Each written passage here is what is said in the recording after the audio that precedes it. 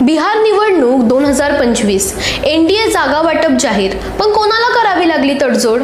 बिहारमध्ये निवडणूक रंगात आली आहे आणि रविवारी एनडीएनं जागा वाटपाचा फॉर्म्युला जाहीर केला.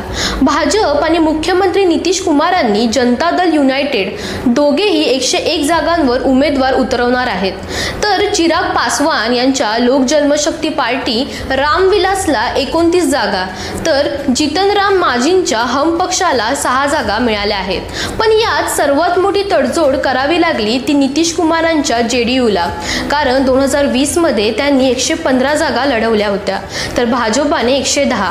यावेळी मात्र मित्रपक्षांना जागा देताना जेडीयूला तब्बल 14 जागा कमी मिळाल्या आहेत. 2020 मध्ये चिराग पासवान यांनी पक्ष स्वबळावर मैदानात उतरवला होता, पण यावेळी त्यांनी एनडीए मध्ये राहण्याचा निर्णय घेतला आहे.